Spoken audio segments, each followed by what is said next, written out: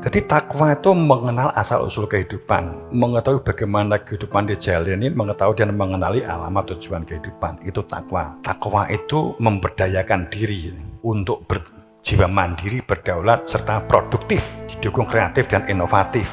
Takwa itu sabar, pengendalian diri, berjadu nafsi, komitmen, konsisten, bersungguh-sungguh. Itu takwa. Kemudian janah.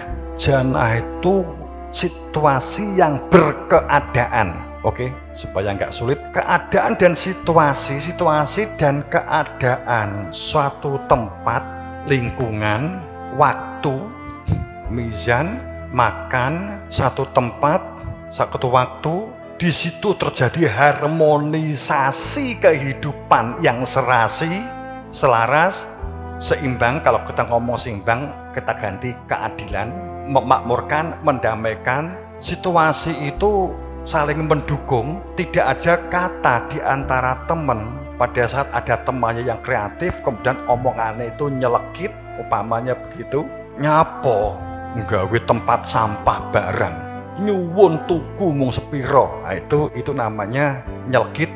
Tapi akan support terjadi sebuah simulasi kehidupan. Saya katakan simulasi karena akan ada surga yang sejati setelah meninggal dunia, mati. Akan tetapi, yang dimaksud setiap kali Al-Quran mengangkat tentang jannah dan neraka, yang harus Anda ingat, itu majhul. Yang Anda harus ingat, itu adalah isimnya takrif dan selalu ma'mudore. Jangan ngomong masuk surga dan terhindar dari neraka. Seperti ungkapan, Rabbana atina fid dunya hasanah, dunia hasanah, wal akhirati hasanah, dunia hasanah. Pikiranmu besok, dunia saat ini, akhiratnya nanti. Enggak begitu. Maksudnya Kanjeng Nabi pada saat Kanjeng Nabi itu menghentikan wujud kejannah itu dalam kehidupanmu. Komunikasi yo, berdayakan diri yo, mandiri yo, berdaulat. Mandiri itu orang yang mampu mengembangkan potensi diri dan lingkungan dan alam. Berdaulat, akalnya kanggu, rasionalnya kanggu, nalarnya kanggu, dalam membuat supremasi hukum di mana Anda tinggal. Tahu bagaimana cara ngurusi, aturannya seperti apa. Kalau nggak ada aturan, kamu membuat komitmen kepada diri kamu, kepada keluargamu, kepada lingkunganmu, seperti apa komitmennya kamu bangun, itu adalah menjadi sebuah daulat. Namun kalau kamu berpikir hukum zaman biyen piye, abad ke-7 zaman Nabi Muhammad meninggal itu, setelah itu piye, itu namanya kamu nggak berdaulat. Wes diblak ning ngene pisan.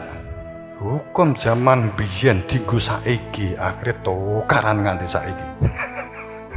Ngene pembuatan wong ayatnya jelas. Fa'alaikum bisunati, sunahnya Kanjeng Nabi. Jadi sunnah itu supremasi hukum. Wa sunnatul khalafarizidin, dan wakilku ke wakilku, sunai para wakilku ke wakilku, kan begitu kan. Itulah al-mahdiin, berhak memberi petunjuk karena berada di dalam petunjuk kan gitu. Ini kalau kita nggak meluruskan, kan maaf beribu maaf, agama sekarang ini kan sering disindir oleh orang-orang akademisi. Orang kalau berbicara pada mungkin di ahli-ahli ekonomi, ahli hukum, ya, akademisi, setiap kali ngomong dalil sedikit, ngomong tentang agama walaupun nggak ada dalilnya, langsung berpikir, keracunan agama. Gini pembuatan. Sekarang ini menjadi skeptis, menjadi jelek sekali ungkapan, nganggo kopiah ngono wae. Kok kopiahan keracunan agama yo, kan gitu. Sekarang itu, ini kan kalau nggak segera ada solusi, dan saat ini kan telah begitu berkembang. Apakah ini bagian dari sebuah konspirasi ataukah ini memang sekelompok orang atau murni karena pemikiran hasil kesepakatan seseorang? Jok-jok sindiran itu kan sering muncul, sehingga kita juga kesulitan membedakan antara orang yang beragama atau berbudaya. Agama sebagai sistem kehidupan yang damai mendamaikan, atau agama sebagai ideologi yang politisasi, kan gitu. Karena semenjak Nabi Muhammad wafat, agama itu sudah bergeser menjadi ideologi. Thank you.